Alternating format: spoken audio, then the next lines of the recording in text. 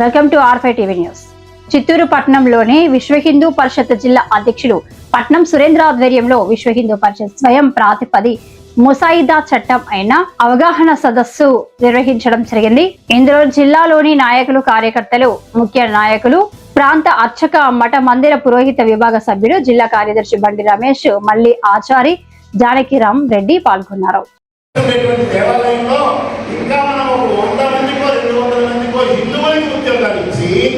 మనం 1,00,000 కోట్లతో ఉండేటువంటి ఒక గోశాలను నిర్వహిస్తే మనకి ఇటువంటి సమస్యలు వస్తాయా?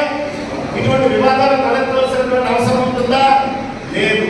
ఎందుకు లేదు అంటే దేవాలయాలు హిందువులై ఉండి హిందువుల చేత పరిపాలింపబడటం లేదు. మన దేవాలయాలు రకరకాలైనటువంటి వారి చేత పరిపాలింపబడుతూ ఉన్నాయి. అందువల్ల నిజమైన హిందువులు ఏ రోజైతే దేవాలయాన్ని పరిపాలిస్తారో ఇటువంటి వ్యవస్థను మనం స్వయంగా ఏర్పాటు చేసుకోవచ్చు. అందువల్ల ఏర్పాటు జరుగుతుందా? లేదు.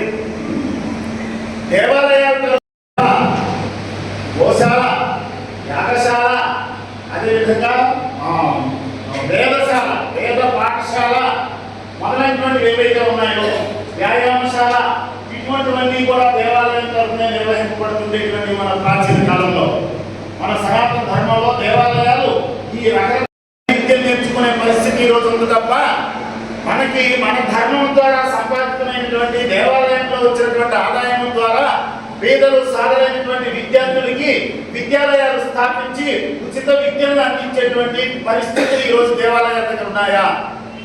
లేవు.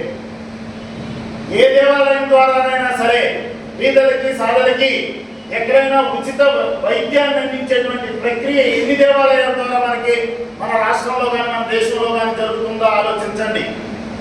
ఆ విధమైనటువంటి పరిస్థితి లేదు. ప్రతి దేవాలయంలోని జ్ఞాన సంపార్జనకై ఒక గ్రంథాలయం అనేటువంటిది ఉండాలి.